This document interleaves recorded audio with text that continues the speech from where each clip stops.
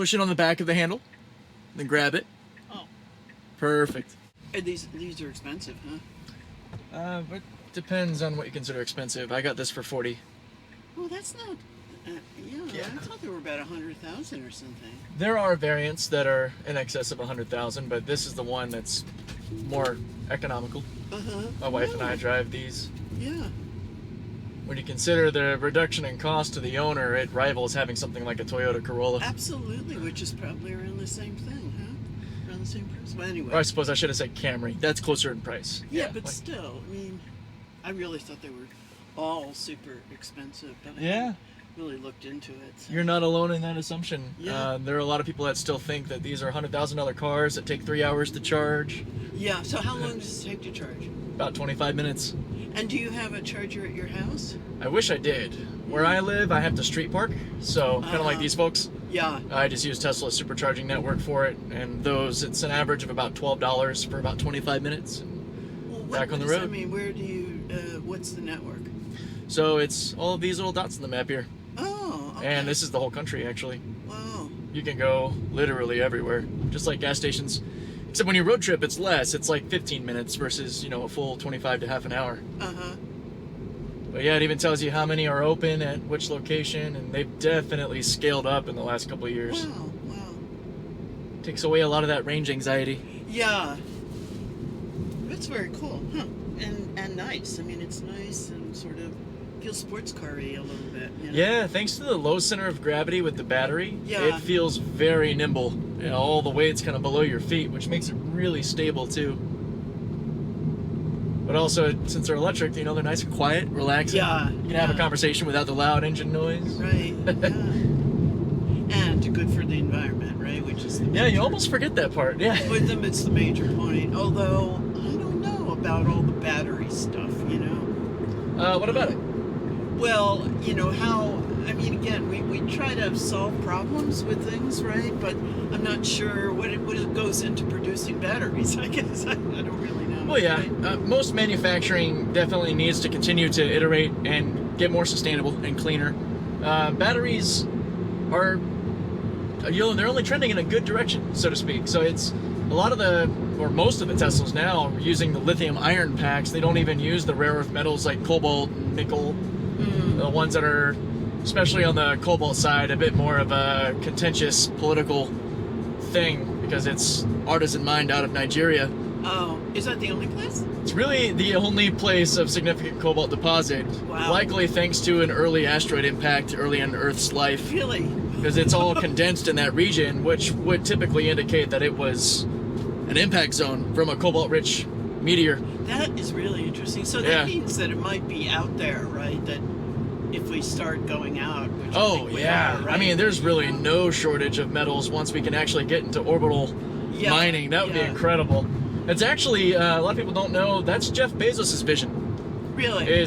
Well, at least to be more specific, his vision is to get industry off of Earth and to make Earth more big natural park. Wow. A clean place to have all of our fun and recreation and have all the heavy damaging industry in orbit.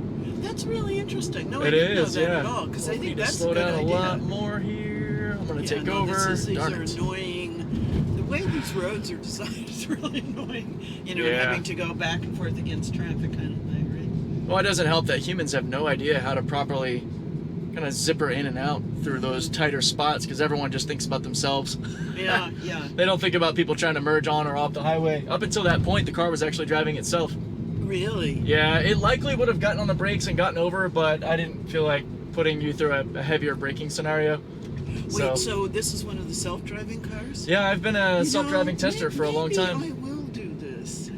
Because I don't really like driving. I've never liked driving, but I particularly don't like it now that I'm older and I get to make, more anxiety and stuff. And I keep thinking I would be much better off with a car that drove itself, right? The current state of it is basically a really good driver's assistance feature. Okay. So it can do most things really quite well. My ride before you, it did completely autonomously. Even now, it's in its self-driving mode. You can tell with the blues on the screen. Right. And it'll take this left turn, and then again once we get because you put the directions in, so it knows. So yeah, it knows based on the map. Wow. Exactly. It's really cool. Even if you're kind of like ready to take over at all times, which you arguably should be, Right. it also helps you not really miss turns and such if something's coming up. Yeah. But in the case of that merge, I felt it kind of slowing down, and I almost wish I hadn't tapped the brake. I did it sort of instinctively because it felt like we were going to actually slow down and get over. I see. So it would do that merge for you. Oh, yes. Oh, wow. Yeah, had that Jeep kind of gotten out of the way, Right. and or if the system, contrary, had thought to slow down ahead of time, which I call staging. Yeah. It should have staged better there and planned ahead, but that's one of the reasons that I love testing it, because I can help give that feedback to Tesla and record it over time and see how it's improving in different areas. Do they pay for that? Or? No. There's about 500,000 owners that have this tech that we're all kind of just crowdsourcing the data for Tesla. Okay, yeah. And in essence, we're paying for it or have paid for it. So that comes, with the car at this price. So no. No. Okay. What comes with it is basically a really good cruise control on the highway, like basic autopilot, but it won't change lanes, and it definitely won't do this. This is full self-driving, which you either pay for monthly, or you pay for outright when you buy the car for about $15,000 right now. Oh, that's not too bad. And monthly, what's the charge? So I actually do monthly, and with taxes, it's $214 a month. Okay. And with what I do, it makes sense because that can be like 2 to 3 days of work. Well, you can probably take that as a tax deduction. Oh yeah, for sure.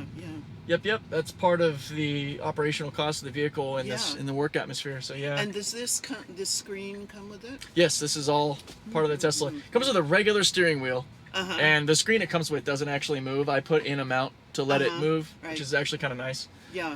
But yeah, they come with a standard wheel. I put this in because I like the futuristic Yoke look. So I'm just wondering where I'm going here. I don't know. You know where this is. Huh? Yeah, it's got us going, looks like just one more block. Yeah, so it looks like we're going, I hope that's the right place, but whatever. Yeah, my car Wow, that was way aggressive. What's Goodness. that? What's that? That was just the car saying, let's go. It was bored with I saying. guess. That was interesting. Yeah. I do take over for parking lots because generally it's not really there yet. Yeah, aside from that little merge with that Jeep, it would have been pretty much a full trip. I don't know that I need everything. And there's a lot of cars that have the parking and all of that kind of Sure, stuff at this point. Does this look right? Have you been here before? Well, yeah, it Kaiser? sort of does, but I thought it was in a different building because it's a medical appointment, but whatever. I'll hope that it's right. Yeah, this is the address, so it is. It's the address they gave me, so whatever. Okay, thank you so much. Yeah, my pleasure. So just hold the button there at the top and push the door at the same time. Oh, there we go. very cool. Thanks. Have a wonderful day. You too. Bye.